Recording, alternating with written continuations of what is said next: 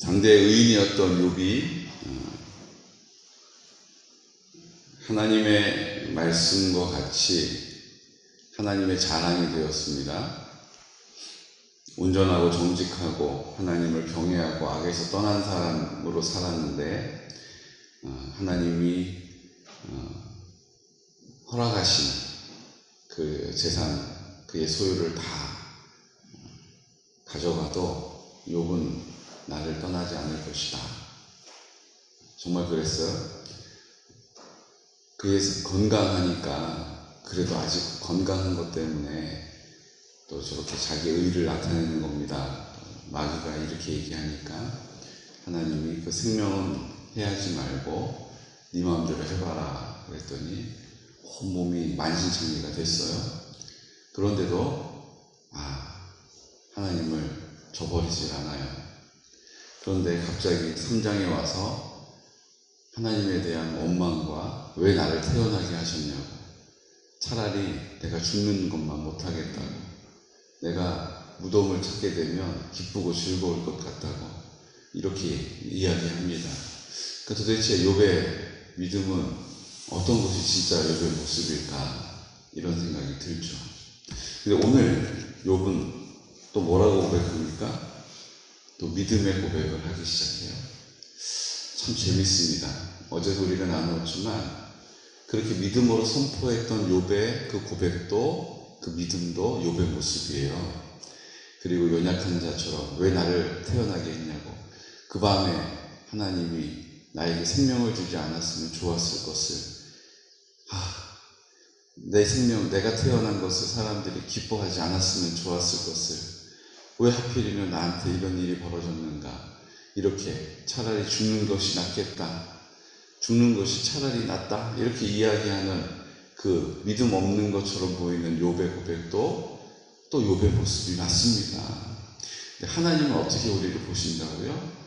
늘 하나님은 우리가 믿음으로 하나님 앞에 고백했던 그 모습을 우리의 모습으로 보고 계시는 거예요. 너 믿음이 있는 것처럼 보였는데 결국 하는 말을 보니까 믿음이 없었구나. 넌 통과. 너는 그냥 지나쳐 가는 사람이야. 이렇게 얘기하지 않으세요. 주님은 우리가 오늘 다시 한번 입술을 열어서 뭐해요? 하나님 아버지 사랑합니다. 하나님 아버지 감사합니다. 하나님이 주인이신데 또 내가 주인처럼 오해하고 주인 행세했습니다 라고 회개하고 돌이키면 또 우리를 믿음의 사람으로 온전히 여겨주시는 것입니다. 오늘 3절에 욥이 회개하는 거예요. 왜 이렇게 다시 욥이 믿음의 말을 할 수 있었냐 하면 3절에 하나님 앞에 회개했기 때문이에요. 우리 3절 말씀 함께 선포할까요? 바다의 모래보다도 무거울 것이다. 그러므로 나의 말이 경솔하였구나. 뭐가 바다의 모래만큼 무거워요? 나의 괴로움을 달아보며 나의 파멸을 저울 위에 모두 놓을 수 있다면, 나의 괴로움을 저울에다 달아보면 그 무게가 모래보다, 바다의 모래 모아놓은 것보다 무거울 것이라는 거예요. 그런데 그 고난 끝에 나오는 고백이 뭐예요? 그러므로 나의 말이 경솔하였구나. 내가 하나님 앞에 함부로 말했구나. 내가 그 괴로움 앞에서 내가 함부로 하나님 앞에 입을 열었구나 라고 회개하는 거예요. 회개하는 거예요. 그리고 그 회개가 계속 이어집니다. 나의 간구를 누가 들어줄 것이며 나의 소원을 하나님이 허락하시랴. 이는 곧 나를 멸하시기를 기뻐하사 하나님이 그의 손을 들어 나를 끊어버리실 것이라. 내가 하나님께 그렇게 원망하고 하나님 앞에 탄식한 것은 하나님께서 나를 그 소원을 허락하실 이유가 없다. 내가 그렇게 한 것 때문에 그의 손을 들어 나를 끊어버리셔도 나는 할 말이 없다. 10절에 보면 그러할지라도 내가 오히려 위로를 받고 그칠 줄 모르는 고통 가운데서도 기뻐하는 것은 내가 거룩하신 이의 말씀을 거역하지 아니하였습니다. 생각을 해보는 거예요. 내가 이런 고난이 당해서 내가 이게 너무 힘들고 아파서 내가 왜 나를 태어나게 하셨냐고, 차라리 안 태어났으면 좋았을 텐데 나를 태어나게 하신 어머니 정말 내가 원망한다고, 나 차라리 죽는 게 낫겠다고 막 그렇게 원망을 쏟아내었지만 생각을 해보는 거예요. 내가 하나님 앞에 어떤 삶을 살았던 거, 그래도 내가 하나님의 말씀대로 순종하려고 했던 것이 내 삶이었다는 것을 다시 기억하게 된 거예요. 그러면서 뭐라고 얘기해요? 그것이 고통 가운데서도 기뻐하는 이유가 된 거예요. 그것이 내가 거룩하신 이의 말씀을 거역하지 않았다는 그 사실이 내가 고통 가운데서도 기뻐할 수 있는 이유가 됐다는 것입니다. 회개하고 돌이키고 나니까 내가 하나님 앞에 하면 안 되는 말을 했다. 내가 잘못했구나 라고 그것을 딱 깨달은 다음에 뭐가 된 거예요? 내가 그래도 기뻐할 수 있는 것은 내가 하나님 말씀대로 살려고 결정했던 것을 하나님이 다 아신다라는 것을 마음에 뭐 한 거예요? 굳게 붙잡은 거예요. 내가 그때 연약한 사람이 맞지. 난 연약한 사람이지. 나는 구원받을 자격이, 그래, 나는 구원받을 자격이 없지. 내가 하나님 그렇게 고통스럽게 만들어드렸는데 내가 하나님의 이름 부를 염치가 없지. 그래도 내가 하나님 말씀대로 살려고, 내가 하나님 말씀대로 순종하려고 내가 하나님 앞에 나아갔던 그것을 하나님이 아시니 내가 기뻐할 수 있다는 거예요. 지금 상황은 나아진 게 하나도 없어요. 지금 현실은 여전히 똑같아요. 그런데 그 욥의 마음에 뭐가 회복이 됐어요? 기쁨이 회복된 거예요. 왜 기쁨이 회복됩니까? 내가 하나님의 말씀대로 살려고 했던 것을 하나님께서 다 아신다는, 하나님이 내 형편, 내 상황 다 아신다는 것을 다시 고백하게 된 거예요. 그 고백을 통하여서 그의 마음에 뭐가 회복이 됐어요? 기쁨이 회복된 것입니다.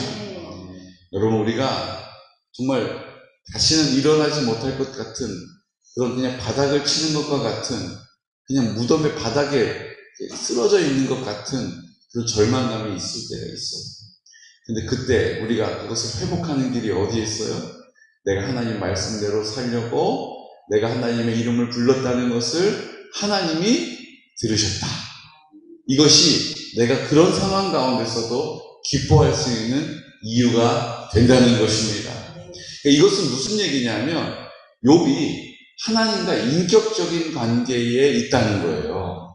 그냥 하나님이 나는 뭐 범접할 수도 없는, 그냥 나는 뭐 얼굴도 바라볼 수도 없는 그 하나님 위대하시고 하나님 그 대단하시고 전지전능하시고 이런 분이시고 나는 그 앞에 나갈 자격도 없는 사람처럼 그냥 자신 없는 것이 아니라 욥이 그 하나님 앞에 제사를 드리고 예배를 드리고 이렇게 함으로 하나님과 친밀해졌고 그 친밀함 때문에 또 하나님 앞에 기쁨으로 삶을 구별하고 하나님의 기쁨이 되는 삶을 살아냈던 것이죠. 그러니까 고통이 딱 찾아왔을 때 순간적으로는 우리가 예전에 그랬잖아요. 6.25가 났을 때 북한군이 탱크를 몰고 막 내려올 때 우리나라가 속수무책으로 쫙 뒤로 밀립니다. 그렇죠. 부산까지 밀렸잖아요. 그리고 이제 부산 앞바다에 다 빠져가지고 이제 다 죽게 생긴 거예요. 낙동강 전선도 여러 군데에서 그 전선이 뚫려가지고 위기를 맞이하고 많은 사람들이 거기서 젊은이들이 전 세계 유엔군들이 와서 피 흘려서 그것을 막아냈습니다. 근데 이게 어느 정도 이제 수습이 되고 이게 어느 정도 이제 시간이 좀 지나니까 어떻게 됐어요? 다시 신의주까지 압록당까지 밀고 올라가는 거죠. 처음에 그 전투가 탁 생기고 그것들이 준비가 안 돼 있는 우리 국군이 그냥 속수무책으로 다 당하는 거예요. 낙동강 전선까지 밀려 내려온 거죠. 그런데 이것이 수습이 되면서 다시 몸을 추스리고 나니까 어떻게 됐어요? 다시 압록강까지 밀고 올라갈 수 있는 힘을 얻은 것입니다. 우리 영적인 세계도 똑같아요. 처음에는 이런 고난과 환난을 당하고 속수무책으로 그냥 탄식하면서 원망하기도 하고 그냥 낙심하기도 하고 그냥 하나님 모르는 사람처럼 그냥 주저앉아서 신음하기도 하고, 그런데 뭐를 회복한 거예요? 이렇지만 내 지금 상황은 형편은 이렇지만 내 몸은 이렇게 병들었지만 그래도 하나님께서 내가 하나님을 사랑한다는 것을 아십니다. 내가 하나님의 말씀대로 순종하며 살려고 했던 그 마음의 믿음을 하나님이 헤아리신다. 그래서 내가 이 형편 가운데서도 기뻐할 수 있다. 그 믿음의 고백이 딱 선포되어지는 순간 이 욥의 마음이 어떻게 됐어요? 회복되기 시작하는 거예요. 이 믿음의 싸움을 싸우기 시작하는 거예요. 이 믿음의 싸움을 감당하기 시작하는 것입니다. 우리도 이런 상황 가운데 있을 때 저 사람 왜 이렇게 믿음이 없이 주저앉아 있어? 기도해야지. 이렇게 얘기하지 마세요. 그 시간이 좀 필요한 거예요. 그를 위하여 기도해주면 그가 어떻게 고백하게 된다고요? 하나님이 나와 함께 하시고 내가 하나님 말씀대로 살려고 내가 하나님 뜻대로 순종해 보려고 몸부림쳤던 것 하나님이 그 믿음을 받으셨다 라고 하는 그 믿음의 고백, 그 하나님 성령님께서 그것을 딱 깨닫게 하실 때에 하나님 감사합니다. 하나님을 내가 다시 한번 붙잡을 수 있는 힘을 얻게 될 때 그가 구현이 일어서게 되는 것입니다. 그러므로 우리가 서로를 위하여 중보해서 기도해야 하는 거예요. 여러분 기도하고 계시잖아요. 잘하시는 거예요. 이렇게 기도해도 기도가 안 될 때도 있고 또 막 늘 기도가 또 그렇게 막 힘있게 나오는 게 아닐 때도 있고 맞아요. 근데 하나님 뭘 보신다고요? 우리의 순종의 태도를 보시는 거예요. 우리의 마음의 동기를 살피시고 계시다고요. 그래서 어떻게 하세요? 내가 다시 믿음으로 이 선한 싸움을 싸울 수 있는 힘을 주시는 거예요. 이렇게 회복이 되고 나니까 욥이 뭐라고 고백합니까? 13절에 우리 함께 선포할까요? 나의 도움이 내 속에 없지 아니하냐? 나의 능력이 내게서 쫓겨나지 아니하였느냐? 뭘 고백해요? 내가 이 상황을 해결할 수 있는 능력이 없다. 나는 하나님이 도와주시지 않으면 내게 어디 좀 병원을 찾아간들 내가 이 병이 낫겠는가? 내가 누구를 만난다고 이 문제를 해결받을까? 나에게는 하나님 말고는 아무 소망이 없다. 이 고백을 입을 열어서 선포하는 것입니다. 지금 내가 내 문제를 해결할 수 있는 모든 소망이 사라져 버렸는데 내가 무엇을 기대할 수 있겠는가? 나는 하나님만 바라볼 것이다. 이렇게 고백하는 거예요. 그러고 나니까 이제 그 친구들이 엘리바스라고 하는 친구가 막 네가 뭔가 잘못을 했기 때문에 하나님이 그것을 벌하신 것이다. 네가 뭔가 하나님 앞에 숨기고 있는 것이 있으니까 하나님이 그것을 드러내시는 것이다. 이렇게 막 욥을 비난하면서 정죄했잖아요.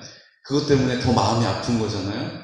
그 엘리바스와 친구들의 이야기에 이렇게 대답합니다. 25절 말씀. 24절과 25절 함께 선포할까요? 내게 가르쳐서 나의 허물된 것을 깨닫게 하라. 내가 잠잠하리라. 옳은 말이 어찌 그리 고통스러운고 너희의 책망은 무엇을 책망함이냐. 너희가 남의 말을 꾸짖을 생각을 하나 실망한 자의 말은 바람에 날아가느니라. 아멘. 그 친구들의 비수와 같이 마음에 꽂히는 네가 기도 안 했으니까 그렇지. 네가 기도했으면 하나님이 막아주시지. 네가 신앙생활 열심히 안 했으니까 그렇지. 그럼 하나님이 이 지경까지 놔두시겠느냐고. 이렇게 이야기하는 그 사실을 말하는 친구들 앞에 어떻게 해요? 담대하게 너희들이 내 허물을 드러내느냐? 그래도 나는 괜찮다. 너희들이 나에게 입을 열어서 고통스럽게 옳은 말로 나를 힘들게 하지만 너희의 책망은 무엇을 책망하고 있는 것이냐? 나는 하나님의 편에 서 있다. 나는 하나님이 나와 함께 하신다. 라고 이 모든 상황들을 어떻게 해요? 그 상황에 치우치지 않고 그 상황에 짓눌리지 않고 그 상황에 대해서 담대하게 그 상황을 맞닥뜨리고 있는 것을 보게 되는 것입니다. 우리도 하나님 아버지 앞에 나와서 고통당할 때가 있어요. 신음할 때가 있어요.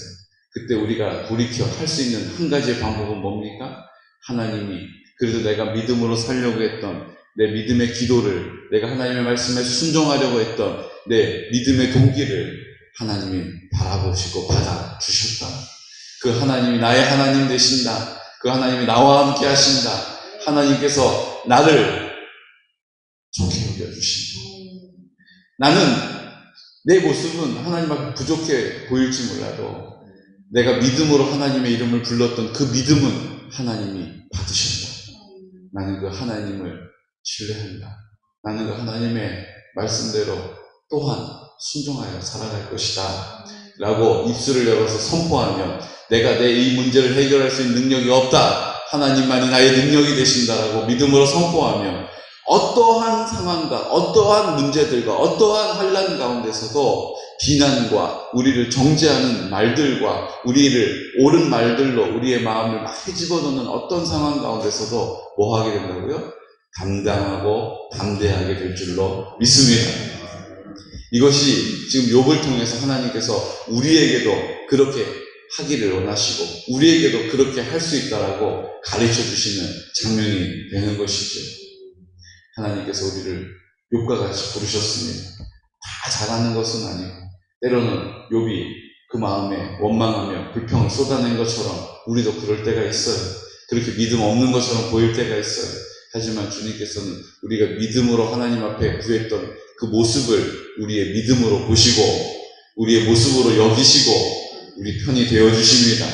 오늘도 내가 하나님 앞에 믿음으로 구했던 그 모든 기도와 간구를 내가 하나님 말씀에 순종하기로 했던 그 순종을 받으셨다라는 믿음을 가지고 하나님께서 우리와 함께 하심을, 우리의 편되심을, 내 기도를 들어주심을 오늘도 확신하시고 어떠한 우리를 정죄하고 판단하는 거짓 메시지 가운데서도 담대하게 네가 나를 정죄해봐라. 네가 옳은 말로 내 마음을 건드려봐라. 나는 견고하게 서 있을 것이다. 나는 믿음으로 담대하게 싸워 이길 것이다 라고 예수 그리스도의 승리를 선포하는 믿음의 선포자 되시기를 예수 그리스도 이름으로 축복합니다. 아멘. 시간 다 같이 기도드릴 때 우리가 형편 무너졌을 때에 우리가 건강을 잃을 때에 아무것도 없는 것처럼 낙심될 때가 있습니다. 내가 지금까지 믿음으로 살아왔던 걸음도 다 의미 없는 것처럼 여겨질 때가 있습니다. 하지만 주님 오늘 욥이 고백합니다. 내가 하나님 말씀에 순종하려 했던 그 모습을 하나님이 받으셨으니 내가 기뻐한다. 내가 기뻐할 수 없는 가운데 내 마음을 움츠리게 만드는 너무나도 많은 메시지들이 있습니다. 네가 기도하지 않았으니까, 네가 온전한 예배를 드리지 않았으니까, 네가 하나님의 뜻을 온전히 따르지 않았으니까 네가 이 고통을 당하는 것이 당연한 것이다라고 우리의 마음을 넘어뜨리려 할 때가 있습니다. 주님은 그때도 오늘 욥을 통해서 담대하게 하셨던 것처럼 나는 나의 문제를 해결할 능력이 없다. 주님이 그 문제를 해결해 주셔야 한다라는 믿음의 고백을 가지고 오늘도 담대하게 주님 앞에 나아갈 수 있도록 도와주시옵소서. 우리 공동체를 주님 손에 맡기게 하여 주옵소서. 하나님 선결한 다음 세대를 세워주시고 우리 어르신들에게 복음이 전하는 일들, 선포되어지는 일들, 구원의 놀라운 소식을 듣게 하여 주옵소서. 주님, 우리가 기도하고 있는 하나님의 사람들이 있습니다. 주님, 기도할 때마다 주님께서 그곳에 함께 하심으로 우리의 기도를 들어응답하여 주시고 하나님 아버지 앞에 나와 간구하여 드리는 기도의 제목들, 하나님 연로하신 어르신들과 환우들을 온전히 주님 손에 맡겨드립니다.